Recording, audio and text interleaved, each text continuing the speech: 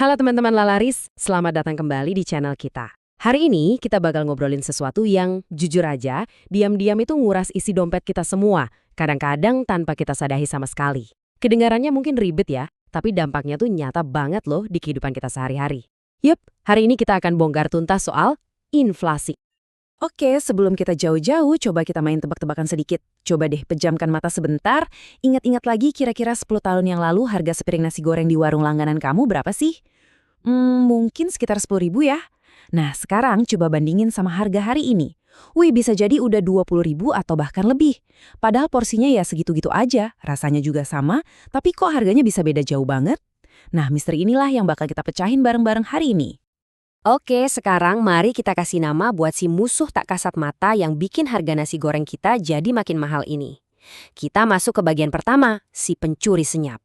Dan nama ini tuh bener-bener pas, karena dia itu kerjanya tanpa suara, nggak ada wujudnya, tapi efeknya luar biasa dalam menggerogoti kekuatan uang kita.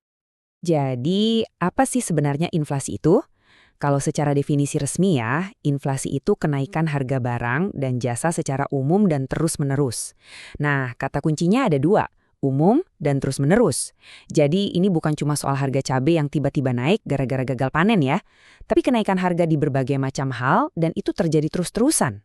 Terus akibatnya apa? Ya itu tadi, nilai uang yang kita pegang jadi makin lemah. Biar gampang bayanginnya gini deh. Uang Rp100.000 yang ada di kantong kamu hari ini mungkin bisa dipakai buat beli, katakanlah, 10 macam barang. Nah, karena ada inflasi, tahun depan, uang 100.000 yang sama persis itu mungkin cuma bisa kebeli 9 atau 8 barang aja. Jumlah lembaran uangnya nggak berubah, tapi kekuatannya buat belanja itu merosot. Inilah kenapa dia pantas banget disebut pencuri senyap. Dia nggak ngambil uang dari dompet kamu secara fisik, tapi dia mencuri nilainya pelan-pelan tapi pasti.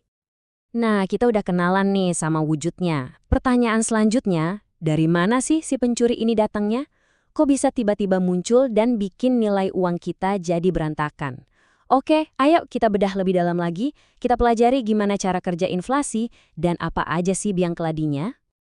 Oke, pada dasarnya ada 4 mesin utama yang bikin inflasi terjadi. Pertama, inflasi karena tarikan permintaan atau istilah kerennya demand pull inflation. Ini kejadian pas banyak banget orang pengen beli barang yang sama, tapi barangnya terbatas. Contoh paling gampang, tiket kereta pas mau mudik lebaran, permintaannya meledak, ya harganya ikut terbang ke langit. Kedua, inflasi karena dorongan biaya atau cost push inflation. Ini kejadian pas ongkos bikin barangnya itu sendiri yang naik. Misal, harga bensin naik, otomatis ongkos transportasi jadi mahal kan? Ya pabrik terpaksa naikin harga jual produknya ke kita-kita juga. Ketiga, pas pemerintah nyetak uang terlalu banyak. Logikanya simpel, makin banyak uang yang ngejar jumlah barang yang tetap, ya nilai tiap lembar uangnya jadi anjlok. Dan yang terakhir, ya faktor global. Kalau harga minyak dunia atau harga pangan internasional lagi naik, ya kita di sini juga pasti kecipratan dampaknya. Jadi sebetulnya inflasi itu proses yang normal dalam ekonomi. Yang jadi bahaya itu kalau angkanya ketinggian dan nggak bisa dikontrol. Nah, sekarang kita masuk ke bagian yang paling ngena dan paling kerasa buat kita secara pribadi. Kita bakal bahas gimana si pencuri senyap ini nyerang langsung hasil jeripaya kita yang udah kita simpen baik-baik di tabungan. Yuk, kita lihat sebuah cerita yang mungkin relate banget sama banyak orang. Coba kita kenalan sama Bu Sari. Beliau ini seorang ibu yang super disiplin nabung selama 20 tahun. Setiap bulan penghasilannya disisihkan ke rekening bank biasa yang bunganya ya kita tahulah kecil banget. Suatu hari Bu Sari ini mau pakai tabungannya buat renovasi rumah. Dan betapa kagetnya beliau waktu sadar kalau biaya renovasi yang dulu dia kira-kira sekarang angkanya udah bengkak berkali-kali lipat. Uang di rekeningnya secara nominal emang ada segitu. Tapi kekuatannya buat beli semen, pasir, dan bayar tukang udah jauh banget berkurang.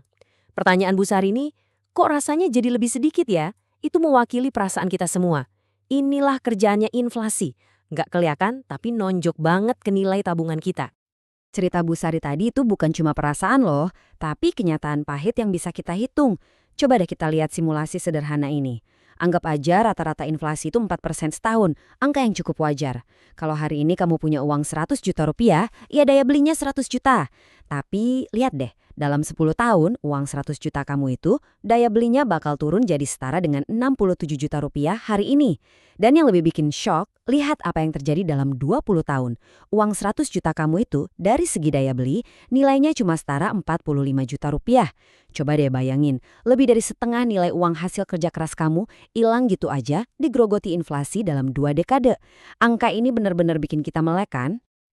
Oke, setelah kita lihat betapa berbahayanya musuh kita ini, tentu kita nggak bisa pasrah dan diam aja kan? Nah, kabar baiknya adalah kita bisa melawan. Di bagian ini kita akan bahas soal strategi dan senjata apa aja yang bisa kita pakai buat menghadapi si pencuri senyap. Jawabannya, investasi. Ini nih poin yang paling krusial. Di zaman sekarang, di mana inflasi itu nyata, sekedar menabung itu udah nggak cukup. Titik. Menyimpan uang di tempat yang pertumbuhannya 0, sekian persen, itu sama aja kayak kita ngebiarin uang kita dimakan pelan-pelan. Kita harus ubah total cara berpikir kita, dari yang tadinya cuma menyimpan uang, jadi menumbuhkan uang. Kita harus bikin uang kita itu kerja buat kita, biar pertumbuhannya bisa lari lebih kencang dari larinya inflasi. Terus gimana caranya? Nah, ini dia beberapa senjata andalan yang bisa kita pakai. Pertama, ada saham atau ETF. Ini ibaratnya kita beli secuil kepemilikan di perusahaan-perusahaan besar. Dalam jangka panjang, sejaham membuktikan pertumbuhannya bisa ngalahin inflasi. Kedua, reksadana. Nah, ini pilihan yang praktis banget kalau kamu nggak mau pusing milih saham satu-satu, karena ada manajer investasi profesional yang udah ngeracikin portofolionya buat kita. Ketiga, emas. Ini sih klasik ya. Dari zaman nenek moyang kita, emas itu dikenal sebagai aset aman, yang nilainya cenderung awet pas nilai uang kertas lagi anjlok. Keempat, properti. Harga tanah dan bangunan itu hampir selalu naik dari waktu ke waktu dan seringkali jauh di atas inflasi. Kelima, ada obligasi atau sukuk. Ini intinya kita minjemin uang ke negara atau perusahaan, terus kita dapat imbal hasil tetap. Dan yang keenam, ini yang sering dilupakan tapi paling penting, investasi ke diri sendiri. Nambahin keahlian biar penghasilan kita makin besar, itu benteng pertahanan paling kuat buat ngelawan inflasi.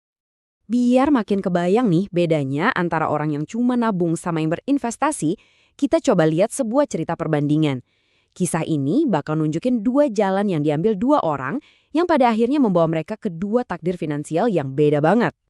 Yuk, kenalan sama Riko dan Jaya. 20 tahun yang lalu, Riko yang orangnya super hati-hati berhasil ngumpulin 100 juta rupiah. Uang itu dia simpen aja di tabungan biasa, mikirnya, wah uangku aman di bank. Di sisi lain, ada Jaya. Dia nggak punya uang segede itu. Dia cuma mampu nyisihin 1 juta rupiah tiap bulan. Tapi secara disiplin, dia masukin ke reksadana. Nah, fast forward 20 tahun kemudian, uang Riko secara nominal masih 100 juta. Tapi daya belinya, seperti yang kita hitung tadi, anjlok. Jadi setara 45 juta aja. Dia kalah telak sama inflasi. Terus gimana nasib Jaya? Uang 1 juta per bulan yang dia kumpulin itu bisa tumbuh jadi ratusan juta rupiah. Kok bisa? Karena ada kekuatan magis yang namanya compounding atau bunga berbunga. Jadi keuntungan investasi Jaya tiap tahun ikut menghasilkan keuntungan lagi di tahun berikutnya. Efeknya kayak bola salju yang makin lama makin besar. Bedanya mereka cuma satu. Riko ngebiarin uangnya tidur pules, sementara Jaya nyuruh uangnya kerja keras buat dia. Kisah Riko dan Jaya tadi membawa kita ke bagian terakhir yang paling fundamental. Karena pada akhirnya, perang melawan inflasi ini dimulainya dari kepala kita. Dari cara kita memandang uang dan kekayaan.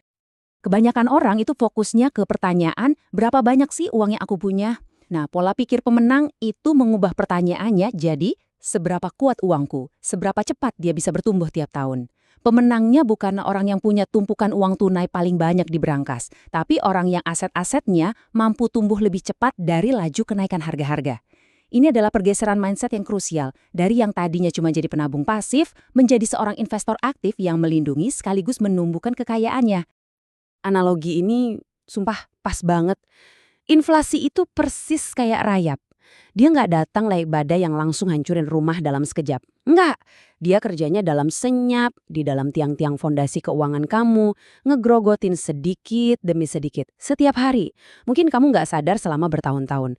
Sampai suatu saat, kamu butuh fondasi itu buat nopang mimpi masa depan kamu, kamu baru sadar kalau fondasinya udah kropos dan nggak kuat lagi. Ngeri kan? Oke, jadi biar nempel di kepala, kita rangkum ya poin-poin paling penting dari obrolan kita hari ini. Pertama, inflasi itu musuh dalam selimut yang terus-menerus ngurangin daya beli uang kamu. Kedua, akibatnya biaya hidup terus naik dan semua rencana masa depan kamu bakal jadi lebih mahal dari yang kamu kira. Ketiga, dan ini tolong digarisbawahi, menabung doang itu nggak cukup. Itu strategi pasif yang udah pasti kalah. Keempat, satu-satunya cara buat benar-benar ngelawan balik adalah dengan berinvestasi, menempatkan uang kita di aset-aset yang punya potensi tumbuh di atas laju inflasi. Pembahasan kita hari ini tujuannya bukan buat nakut-nakutin ya, tapi justru buat kasih kekuatan. Sekarang kamu udah tahu siapa musuhnya, gimana cara kerjanya, dan apa aja senjatanya. Jadi sekarang bolanya ada di tangan kamu. Pertanyaannya adalah, apa langkah pertama yang bakal kamu ambil untuk mastiin hasil kerja keras kamu nggak habis dimakan sama si pencuri senyap ini? Kami harap banget obrolan kita yang mendalam ini benar-benar bermanfaat buat teman-teman semua.